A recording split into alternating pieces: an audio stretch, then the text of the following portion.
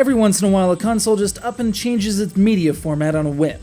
Observe the TurboGrafx CD, Sega CD, Neo Geo CD, Nintendo 64 DD, Jaguar CD. Alright, so most of those were removed to optical media, which was several times cheaper than cartridges. But before there was optical media, we made do with floppy disks. Sure, they were prone to media degradation, magnetic fields, cats, dogs, sunspots, and any of a number of other hazards, but they were cheap and rewritable. So in 1986, Nintendo, after scoring a grand slam with the Famicom, created the Disk System, a floppy drive for their console that could play games off of proprietary 2-inch discs.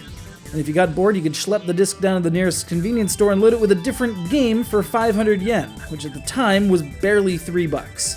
As everyone who's imported a game in the last couple of years gets all teary-eyed.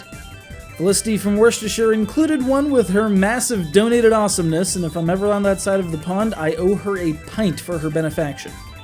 Primary components of the disk system are the actual floppy disk reader and the RAM cart that plugs into the Famicom's cartridge slot. Said disk reader requires its own power off of an AC adapter, unless you want to load it up with a half-dozen C batteries. I don't even know if they still make those. The RAM card also plugs into the back of the system, though since the cable is so short, the only reasonable place to put the Famicom is directly on top of the reader. The discs themselves come in jewel cases, sometimes with game art displayed, in the case of a retail release, though this insert comes short of obscuring Nintendo's almighty brand name.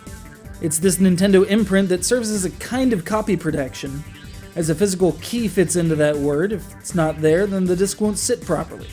Unless, of course, you just leave that entire space recessed, as legions of software pirates would soon discover. And thus the problem with cheap media. Anyone with some breadboard, a few wires, and a list of instructions from a magazine could rip off your product real cheap. Publishers hated the thing, partly due to Nintendo's draconic licensing policies, partially due to the piracy, and partially due to rather lengthy load times that broke up the flow of the game. Not to mention, the FDS had an additional sound channel, making translation from a disk system-developed game back to a cartridge a right pain. Many just gave the extra channel a miss, though if you find footage of the original versions of Legend of Zelda, Kid Icarus, or Doki Doki Panic, you can hear the weird honking noises I'm talking about.